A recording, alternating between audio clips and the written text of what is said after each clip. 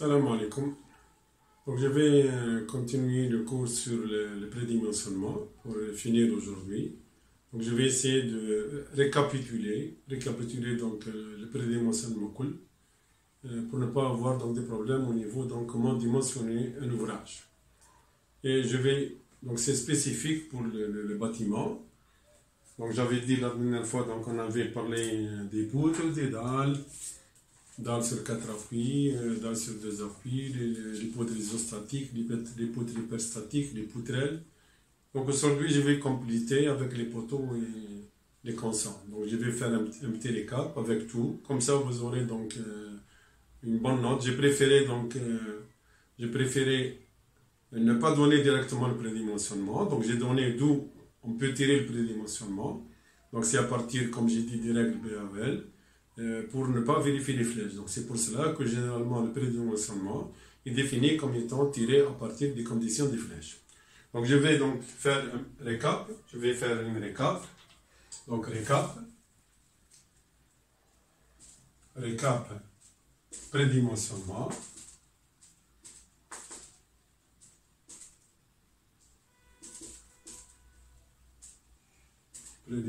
Donc récap, prédimensionnement.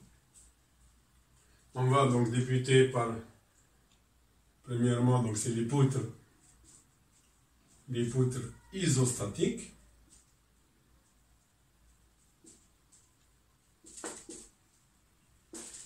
Donc il est rare d'avoir ces poutres-là, mais on peut les avoir toujours utiles. Généralement, j'ai dit c'est H sur L compris entre 1/16e et 1/10. Ça, c'est pour les poutres isostatiques. Et bien sûr, donc ici, ne pas flèche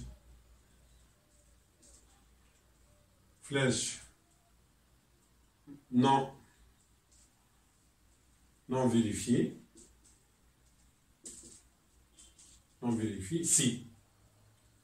Donc ici, nous avons des conditions. J'ai dit que je peux prédimensionner comme ça. Ici, les conditions sont vérifiées. Je ne calcule pas la flèche, qui est plus ou moins quelque chose d'encombrant. Donc je vais avoir deux conditions ici. H sur L égale à 10. Première condition. Ou bien supérieur ou égal. Donc ce n'est pas la peine d'aller supérieur. Prendre égal à 1/10. Et ρ, le pourcentage d'armature qui est égal à AS sur B0D. Okay. AS, donc c'est la section d'armature tendue, comme j'ai dit, tendue, doit rester inférieur ou égal à 4,2 sur FE. FE toujours en MPa, toujours avec les nouvelles unités, généralement c'est le système SI, le système international, donc c'est le système SI. Donc les forces en kilonewton et les contraintes en MPa. Ok. Maintenant les poutres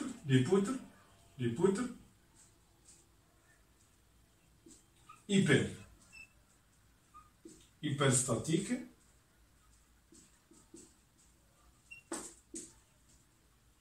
Les poutres hyperstatiques en général, c'est la grande majorité des poutres, c'est des poutres hyperstatiques. Dans le bâtiment, par exemple, vous allez trouver donc généralement toutes les poutres sont hyperstatiques parce qu'elles sont parfaitement encastrées au niveau donc des poteaux. Ok, donc généralement, on est beaucoup plus dans l'hyperstatisme que dans l'isostatique. Dans l'hyperstatique, il faut que H sur L, toujours donc H sur L, doit être supérieur ou égal à 1/20, compris entre 1 sur 20 et 1 sur 16. Ça, c'est pour les poutres hyperstatiques. Bien sûr, toujours la même chose. Vous avez deux conditions pour ne pas vérifier votre flèche. Deux conditions. Si elles sont satisfaisantes, donc on ne vérifie pas la flèche. Il faut que H sur L égale ou bien supérieur ou égal à 1/20. C'est la première condition. Et la deuxième condition, il faut que la même chose, il faut que ρ ρ inférieur ou égal à 4,2 sur FE. Ok, la même chose ici. Généralement, c'est la même chose. Ok. Pour les poutres avec ordi, avec dalle de compression, pour les poutres, c'est-à-dire les poutres avec dalle compression, c'est-à-dire les poutres en T. Pour les poutres en T, donc c'est des poutres avec des dalles de compression. Ce qui est vrai aussi dans le bâtiment, parce que vous avez une dalle de 4 cm. En général, cette dalle de 4 cm, elle passe même sur les poutres principales et les poutres secondaires. Donc, même si on calcule notre dalle comme étant rectangulaire, en réalité, elle appartient à une poutre en T avec une épaisseur de 4 cm. Ok. Et là, donc, là, nous avons une seule condition ici, une seule condition. H sur L supérieur ou égal à 1/16e. Ok. Donc, si cette condition est vérifiée, ce n'est pas la peine de calculer la flèche. Et c'est pour cela, en général, j'ai dit que dans les poutres, dans le bâtiment, si on prend 1/14e, 1/13e, c'est largement vérifié. Ok. Ça, c'est pour ce qui est des poutres. Pour ce qui est donc du corps creux, pour les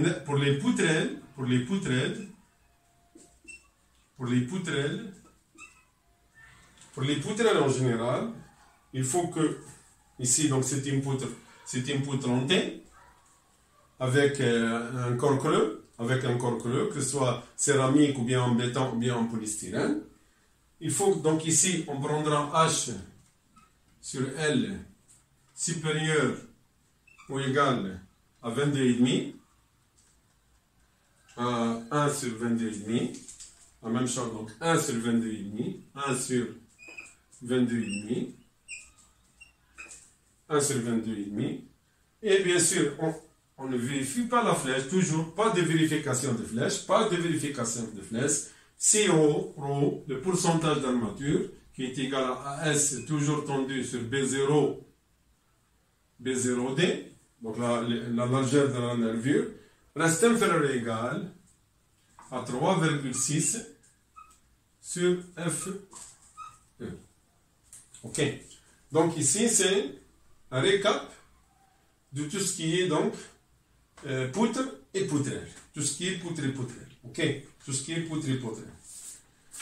Je vais maintenant aller vers les dalles. Donc je vais aller vers les dalles maintenant.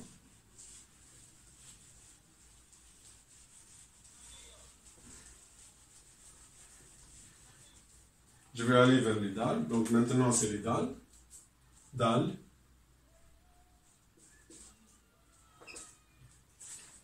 Comme j'ai dit, en général, nous avons deux types de dalles.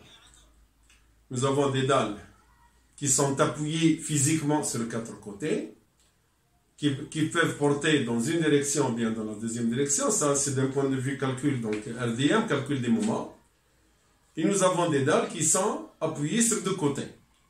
Ici, je vais parler des dalles appuyées, donc dalles appuyées sur deux côtés.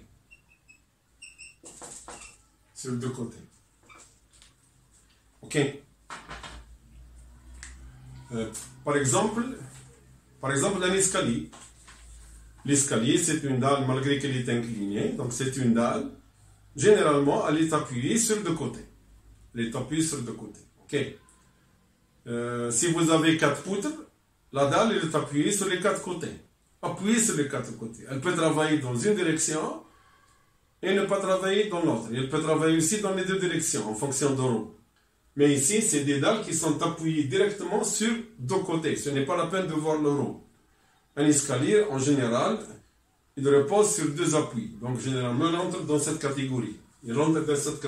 Ok. Ici, donc, généralement, dans le cas, nous avons aussi deux cas. Nous avons deux cas. Isostatique. Donc isostatique.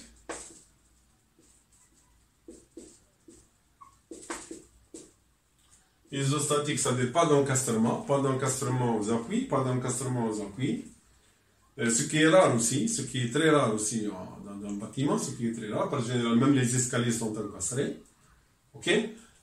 Et dans ce cas-là, généralement, c'est H sur L, y compris entre 1/10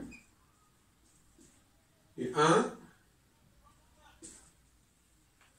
1/16. 1/16. Ok? La même chose, pas de flèche, pas de vérification de flèche, si deux conditions. H sur L est égal à 1/10, donc prendre 1/10, si vous prenez 1/10 ou plus, donc, et en même temps, ρ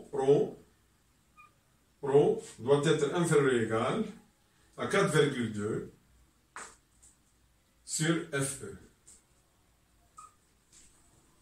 Ça, c'est quand vous avez un système isostatique.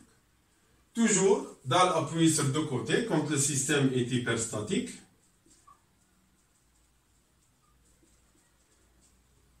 C'est-à-dire avec encastrement des deux côtés. Ici, donc, c'est le cas des escaliers. C'est le cas des escaliers ici. Les escaliers ont deux appuis. Il n'y a pas des appuis de l'autre côté. Donc, généralement, ils ont deux appuis, les escaliers. Et en même temps, ils sont encastrés. Donc, ce n'est pas isostatique. OK. Généralement, ici, H sur L doit être compris entre 1,25 et 1,21.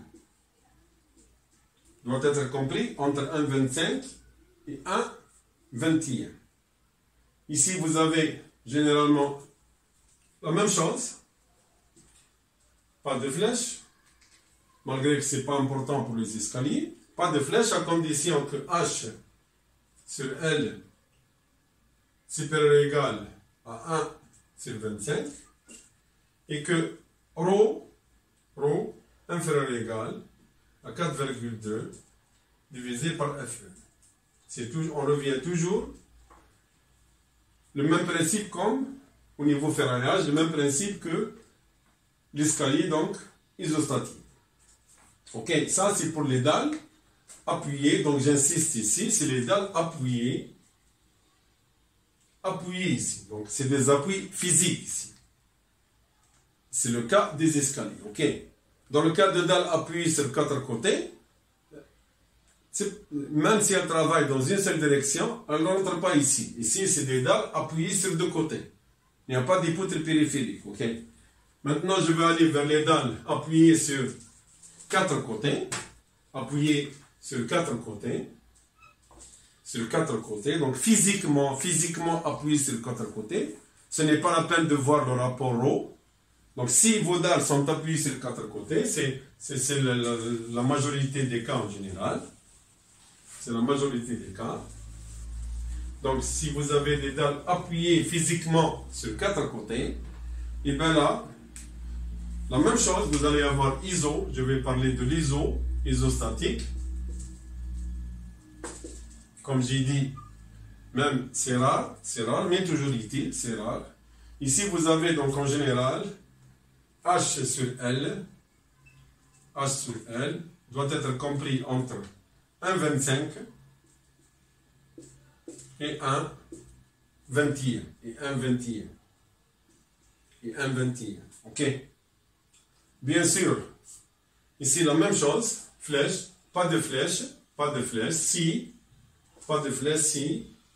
H sur L supérieur ou égal à 1/20. Donc si vous dimensionnez avec supérieur ou égal à 1/20 et que AS et que ρ, le pourcentage d'armature inférieur ou égal à 2 sur FE, et bien ici, on ne vérifie pas la flèche.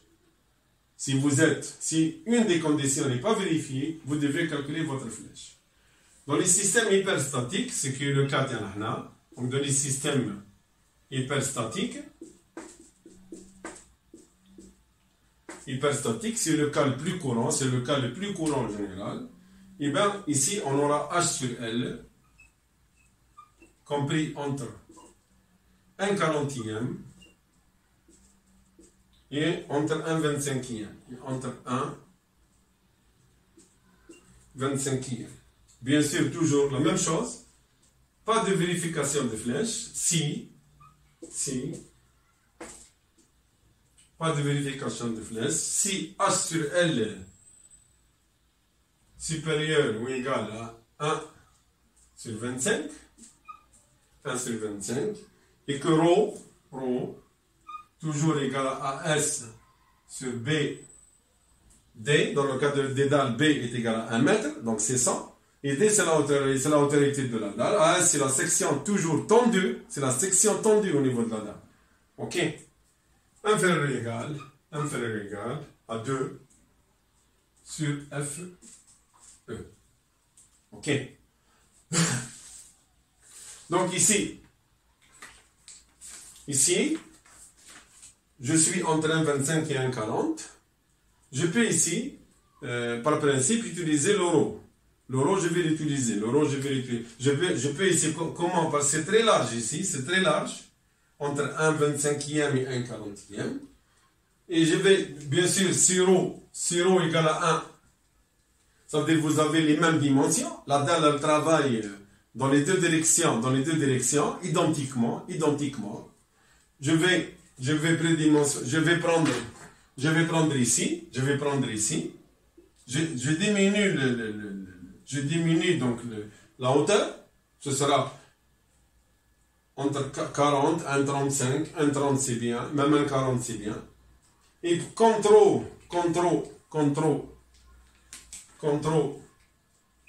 est égal à 0,4.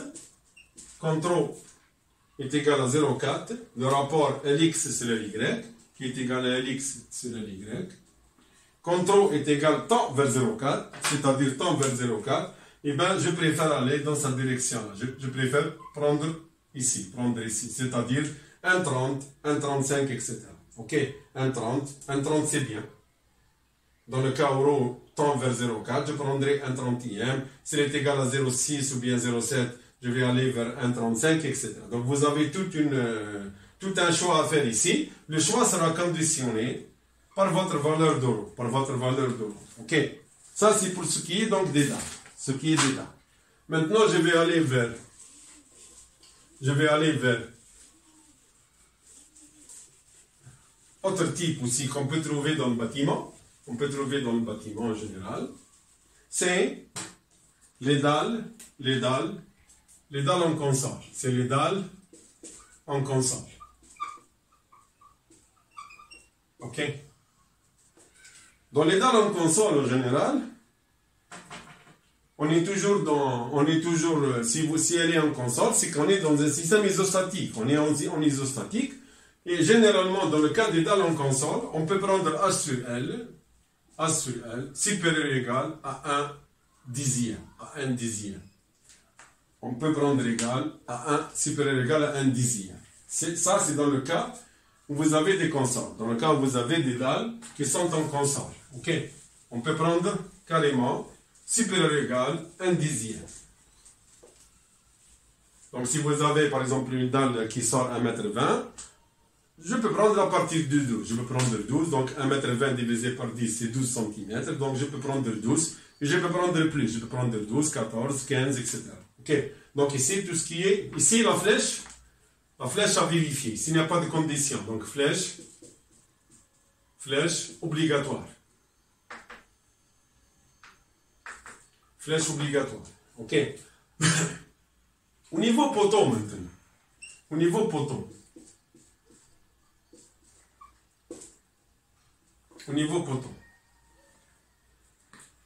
Quand on va, généralement, le prédimension d'un poteau, il n'y a pas de règle de prédimension d'un poteau. Je dois faire la descente de charge. Et beaucoup de gens font un prédimensionnement avec la descente de charge. Ce n'est pas la peine, parce que vous allez calculer votre structure. Donc, au lieu de faire un prédimensionnement, vous calculez votre structure et vous déterminez quelle est la section nécessaire. C'est-à-dire vous allez perdre du temps, vous allez calculer manuellement, vous allez faire la descente de charge, 1, 2, etc. Mais pourquoi faire? Ce n'est pas ça, ce n'est pas un prédimensionnement. Le prédimensionnement en général, c'est des règles qu'on adopte. Ce n'est pas un calcul. Ici, je n'ai pas fait de calcul, j'ai traité à partir de la portée. Donc, pour un prédimensionnement de poteau, ce n'est pas la peine. Vous pouvez mettre n'importe quel poteau. Je vais donner une seule condition qui servira de prédimensionnement. Par exemple, j'ai une structure R plus 10. Je vais mettre des poteaux, à peu près, je vais mettre 50. Et ensuite, voir. Après avoir calculé, je vais donc déterminer réellement, à partir de ce que j'ai fait, la dimension exacte. Donc, ce n'est pas la peine de faire un prédimensionnement de poteau. Mais je vais donner ici une seule règle. En général, pour ce qui est des poteaux, donc la condition la plus simple, il faut que H, donc la hauteur d'étage, sur le maximum de A et B, avec A, B, dimension des poteaux, c'est les dimensions des poteaux. C'est les dimensions des poteaux. Il faut qu'il soit inférieur ou égal à 15. Inférieur ou égal à 15 en général. Donc ici c'est le minimum. Je m'excuse, c'est le minimum. C'est le minimum. C'est le minimum. Il faut donc ici que le minimum entre A et B, c'est-à-dire que le minimum, il faut que le minimum des dimensions, c'est-à-dire que le minimum des dimensions, le minimum des dimensions soit supérieur ou égal à H, la hauteur d'étage, sur 15. Il faut qu'il soit supérieur à la hauteur d'étage divisé par 15. Ça, c'est une condition. Ça, c'est une condition de BAL. C'est une condition de BAL. OK. C'est une condition de BAL 91. Pour éviter le phénomène de flambement. Parce qu'on va calculer notre poteau. Le poteau sera calculé donc à la flexion composée. Et dans le cas de la flexion composée, je ne peux pas le calculer par les méthodes simples, sauf si il respecte cette condition. Donc il va falloir que toujours vos dimensions des poteaux respectent cette condition. Ok. On peut aussi, donc beaucoup de gens font une descente de charge, mais comme j'ai dit, la descente de charge, ce n'est pas un prédimensionnement la descente de charge, parce que vous allez faire une descente de charge, vous allez calculer tout. Donc c'est un calcul qu'on fait. Donc ce n'est pas la peine de le faire. Il faut prédimensionner à partir de cela, prendre des dimensions qui sont plus grandes, et ensuite aller modéliser, et après modélisation, vous recalculez, vous allez adopter les sections des poteaux nécessaires. Mais si vous voulez faire une descente de charge, je vais vous donner quelque chose de très rapproché, et vous pouvez le vérifier. Généralement, quand vous avez un poteau, vous allez avoir une surface que reprend ce poteau. Donc le poteau va reprendre une surface qui va partager avec les autres poteaux. C'est ce qu'on appelle la surface afférente, qui est affectée. C'est la surface afférente qui est affectée à ce poteau-là. Elle peut avoir des dimensions 3 par 4, 4 par 5, etc. Et donc on peut calculer la surface afférente et prendre approximativement. Ce n'est pas la peine de détailler les poteaux, les planchers, etc. On peut prendre approximativement une charge ici. On peut prendre une charge ici. On peut prendre une charge approximative de 15 kN par mètre carré. Ok, 15 kN par mètre carré. Et ensuite, donc, on va donc calculer la charge ramenée. Ici, ce n'est pas un prédimensionnement, c'est une approche ici. Ok. Ensuite, vous allez calculer la surface afférente multipliée par 15 kN par mètre carré et le nombre de planchers. Vous pouvez donc calculer approximativement quelle est la charge sur votre poteau. Ensuite, vous allez dimensionner. Donc, vous allez avoir qu'il faut avoir que B, la section des poteaux, soit supérieure ou égale à N approché. Pour avoir une idée, c'est tout. Divisé par sigma béton limite. Ici, c'est un calcul à l'ELU. Donc, sigma B limite ici, on peut l'appeler aussi FC limite, elle est égale à 0,85 multiplié par FC que vous avez choisi sur 1,5. Coefficient de sécurité 1,5. On peut dans la bibliographie trouver quelquefois, on multiplie sigma B par 1,1. Mais au niveau, quand vous allez vérifier avec l'RPA, même en utilisant cette méthode, quand vous allez vérifier le moment, l'effort réduit avec l'RPA, 0,3 FC28, et bien vous allez avoir vos dimensions qui vont complètement devenir très très importantes. Ok, donc moi je vous conseille de ne pas faire un prédimensionnement des potons. Vous faites cette condition, vous respectez cette condition et vous calculez. Ensuite, vous allez calculer votre poteau directement par rapport aux charges qui sont réduites. Par rapport aux charges qui sont données, vous allez calculer votre moment réduit qui est fixé à 0,3 et vous allez donc adopter les sections nécessaires pour votre poteau. Ça, c'est donc ici jusqu'à maintenant, donc, dans un ouvrage de bâtiment, on peut donc calculer, on peut donc prédimensionner les différents éléments. Donc, on peut dimensionner les différents éléments et on peut aussi simplement voir si je suis obligé de faire, comme j'ai dit, un calcul de flèche ou ne pas le faire. Ok? Donc, je suis à peu près, donc, j'ai complété à peu près tout ce qui est prédimensionnement dans le cas d'un bâtiment. Normalement, on peut s'inspirer de ces résultats. J'ai donné d'où je les ai apportés parce que ce n'est pas uniquement de dire entre. Là, vous pouvez vous référer. Le BAL 91, vous allez trouver, donc, j'ai donné avant tous les articles. Je vais répondre à quelques questions. Par exemple, quelqu'un m'a demandé de faire un ferraillage d'une poutrelle. Le ferrage d'une poutrelle, c'est très très simple.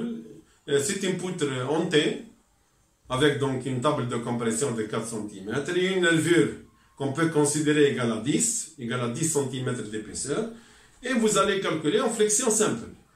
Et vous allez avoir donc les armatures qui seront disposées si elle est continue. Vous allez avoir des armatures en appui et des armatures en travée.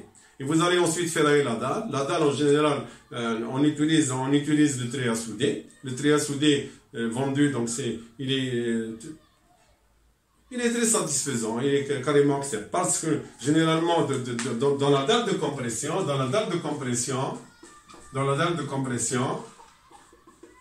le règlement exige que AS, la section d'armature dans la dalle de compression, il faut qu'elle soit supérieure ou égale à 0,6 pour 1000 de l'épaisseur multiplié par 100 pour 1 mètre. Et on va trouver généralement, si je calcule ici, pour le trait à souder, pour le trait à souder avec diamètre inférieur à 6 mm. Ça, c'est les conditions données par le BAL 91. En général, c'est des sections très très réduites. Le trait à souder, comme j'ai dit, 2 ou 3 mm avec un espacement 200 par 200 est largement suffisant. Donc, je peux ici choisir, je peux mettre un TS. Beaucoup de gens ne savent pas appeler le TS, c'est un trait soudé en général. On doit mettre 4 chiffres en général. On dira par exemple 2 par 2. C'est-à-dire vous avez 2 mm, l'épaisseur du fil, elle est 2 mm porteur, c'est le sens du rouleau. 2 mm dans le sens transversal, qui fait 2,40 m. Et on doit aussi indiquer 200 par 200. C'est-à-dire ici c'est les mailles, c'est le maillage. Ici c'est le maillage. Le maillage de votre trait à souder. Ici c'est les diamètres. D'accord? Donc les traits à souder qui sont fabriqués, donc vous pouvez mettre un TS de 200. C'est-à-dire les mailles 20 par 20. On peut avoir aussi les mailles 15 par 15. Mais généralement un TS 2 par 2, 200 par 200, il est largement suffisant dans le cas de ferrage des dalles. Pour ce qui est, donc quelqu'un m'a demandé aussi l'utilisation de la méthode Kako. C'est vrai, on peut utiliser la méthode Kako, mais la méthode Kako, généralement, elle est utilisée dans tous les cas.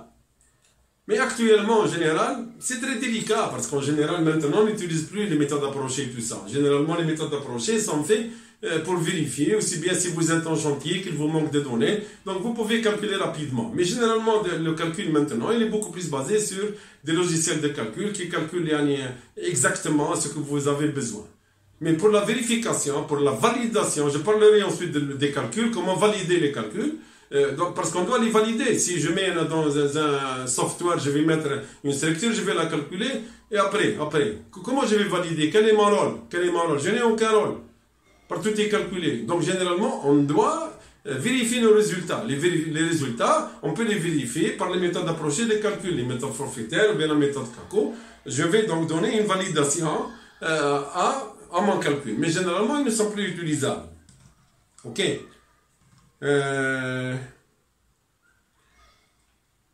Quelqu'un m'a demandé comment j'ai pris le moment 0,5 M0. J'ai pris donc MT égale à 0,5 M0. En général, quand vous avez des appuis, quand vous avez une poutre ou bien une dalle, et qu'elle est encastrée, généralement, vous avez les moments en appui et le moment entravé.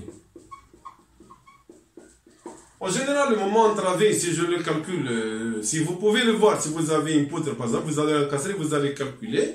Si elle est parfaitement encastrée, en général, le moment entravé, il peut tendre vers le 1 tiers du moment M0. Il peut tendre vers le 1 tiers. Généralement, moi, j'ai pris un demi, j'ai pris 0,5 M0. 0,5 M0, ça veut dire qu'il est vérifié, quels que soient les appuis, quels que soient les encastrements. OK. La même chose, quelqu'un m'a demandé comment on calcule un escalier. En général, dans les escaliers, j'ai donné déjà le prédimensionnement. L'escalier, c'est une dalle. L'escalier, c'est la même chose qu'une dalle. L'escalier, donc, c'est une dalle. L'escalier, c'est une dalle. C'est une dalle qui est ramenée. Par exemple, si vous avez un escalier avec un palier avec une volée. Ici, le calcul, c'est la même chose qu'une dalle sur deux appuis. Avec un semi, généralement, on met des petits encastrements. L'escalier, on le calcule manuellement. Ici, on utilise les méthodes forfaitaires. Dans l'escalier, généralement, on utilise les méthodes forfaitaires. On évite d'avoir recours à des moments importants au niveau des appuis parce qu'ils vont provoquer la torsion des poutres, la torsion au niveau de la poutre palière, etc.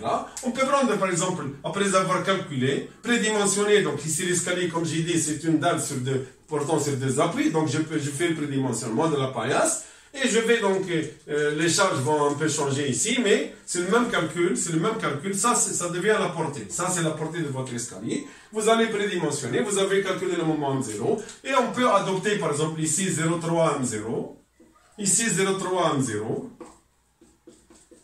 et ici on peut prendre, par exemple, MT, M entravé, égale à 0,85 M0.